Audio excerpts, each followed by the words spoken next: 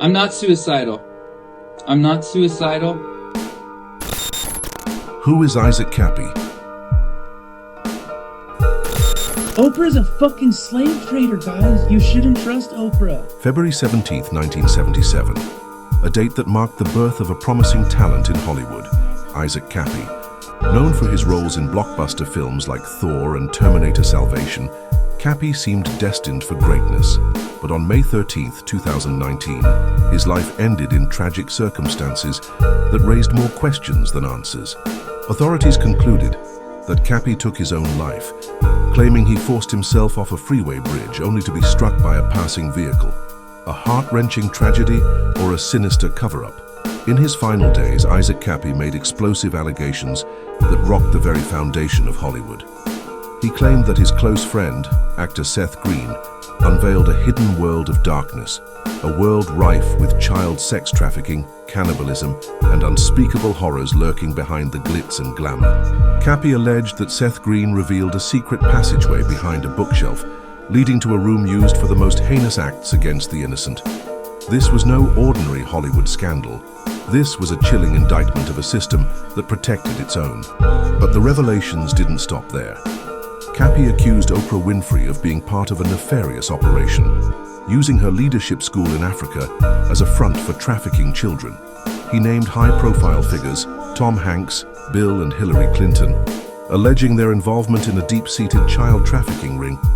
In the days surrounding Kappy's death, conspiracy theorists noted suspicious tweets from Tom Hanks, including a cryptic image of a glove placed ominously in the middle of Route 66, making an eerie reference to roadkill.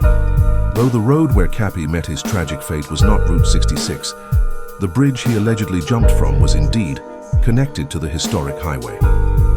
Could this be a mere coincidence, or was it a chilling clue tied to Kappy's untimely demise?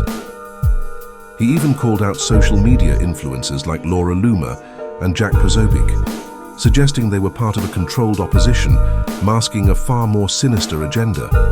The stakes were incredibly high, and Kappy's voice echoed with a warning that few dared to heed.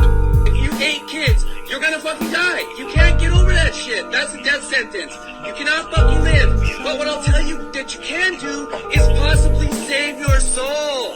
Kappy went further, alleging that the US government orchestrated man-made earthquakes, using the devastation to target vulnerable communities and displace children, making them prey for a dark underground market. Walk us back a little bit here. You worked at the South Pole Station.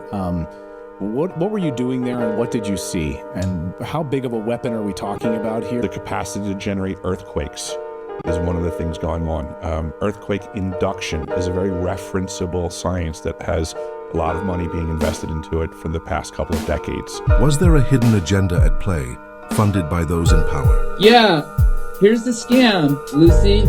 Earthquake in Haiti.